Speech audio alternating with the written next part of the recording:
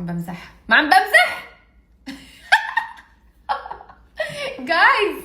جايز قوموا فيقوا عنا سفرة رايحين، لكن شنطايتي ورا عم بطبها. مسافرين، لو تعرفوا وين مسافرين. I think مبين انه بهالسفرة ماني ناوية على خير. عن جد. مثل ما شايفين مود اليوم هيك، من يوم ورايح بتصيحوا لي العميلة نارين، ايجنت نارين، لانه اجاني تليفون من توم كروز قال لي نارين مرحبا. قلت له اهلين توم. قال لي شو عامله؟ قلت له والله ما في شي، يعني رواق هيك، كانت ويكند مروقين هيك عم نريح هلا، يعني ما في شي. قال لي شو عندكم انتو هالاسبوع؟ قلت له والله يعني حسب شو عندك عنا. قال فاضيين تجوا على البريمير تبع الجزء الاخير. جايز قال لي فاضيه تجي على الجزء الاخير من ميشن امبوسيبل. قلت له ايمت. قال لي يعني ان شاء الله اذا الله راد والامور تيسرت رح يكون ب 15 الشهر. قلت له وقف خليني اشيك مع جوزي، لانه انا ما بقدر، يعني لازم اشوف مع جوزي. قال لي اوكي يلا خدي وقتك. اخذت وقتي، رحت لعند جوزي قلت له سمع توم كروز عازمنا، بدك تروح؟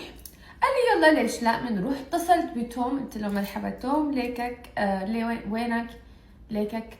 قلت له يلا نحن جايين. كثير انبسط، طار عقله توم، طار عقله يا على قلبي انا، يعني لو تشوفوا فرحته ما بقدر اوصفه. يا ريت مسجل المكالمه. هلا انتم ما عم بتصدقوني، بس يا ريت عندي دليل على مكالمه ومسجلتها، بس ما في. فانتوا لازم تصدقوني، وكل شي حكيته صح. بدكم تصدقوا بدكم ما تصدقوا. عم بمزح. اي مقطع ما بعرف عشو. المهم جايز كلياتكم بتعرفوا قد ايه انا فان وأوبسست ب ميشن امبوسيبل، اللي هي سلسلة الأفلام لتوم كروز. ليكو يعني من أنا وصغيرة، من أنا عمري 13 سنة وأنا بحضر كل الأجزاء، وبرجع بعيد فيهم، وبرجع بحضر فيهم، وبرجع بعيد فيهم، وبرجع بجبر كل حدا حوالي يحضر الأفلام معي، وبجبرهم يحضروهم كمان مرة. لهالدرجة أنا بحب سلسلة الأفلام هي. وكلاتكم بتعرفوا كمان انه من سنة اجتني فرصة اني روح وقابل توم كروز بايطاليا. كانوا عاملين البريمير اللي هو اول عرض للفيلم، ورحت عزموني. كنت العربية الوحيدة اللي هيك انه هيك اجواء، وهيك عايش الاجواء، وهيك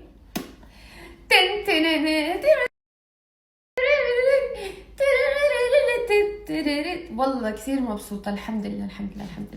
المهم رحت على البريمير، وانا شفته لتوم كروز واكل القط لساني، ما عرفت احكي معه كلمتين، لا قلت له مرحبا، لا قلت له شلونك، بس قلت شوف معي هيك لبشة. كثير عيب. المهم حضرنا الفيلم بايطاليا، وهو حضره معنا بالسينما، وبعدين هو اجا على ابو ظبي، ورحنا رجعنا حضرناه للمرة الثانية بأبو ظبي، وحضرته مرة ثالثة بالبيت. لا، حضرته المرة الثالثة اللي هي ثالث مرة بالسينما لما حطوه بالسينما، والمرة الرابعة بالبيت. هلا في مرة خامسة إن شاء الله قبل ما أروح على عرض الفيلم رح أحضره أنا ورامي، وعدي نحضره على الآيباد بالأوتيل. المهم جهزوا حالكم، رايحين لحتى نحضر الجزء الأخير لفيلم توم كروز. يا الله ما بتخيلوا قد ايه هي اللحظة ايموشنال بالنسبة لإلي. رامي كان عم يتمسخر علي طول الليل امبارح.